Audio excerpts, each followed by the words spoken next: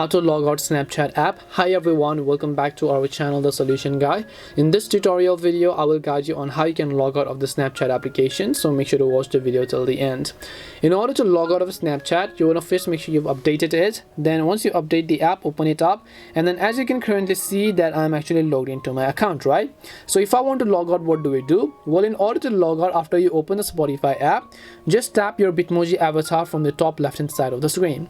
Once you tap on this Bitmoji icon, on the top right hand side you'll find the option which is the gear settings icon. Just tap on the gear icon here.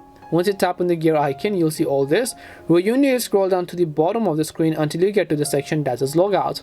So all you have to do is just tap the logout button. It'll ask you to save your login information. If you want, you can just tap on yes to save your login information. It'll ask you for a confirmation to log out. Just tap the logout button and then you'll be successfully logged out. This is simply how you can log out of Snapchat app. We hope the video was really helpful, and if it did help you, make sure to leave a like and subscribe to the channel. If you have got any questions though, feel free to leave them down. Thank you very much for watching till the end, and see you in the next video.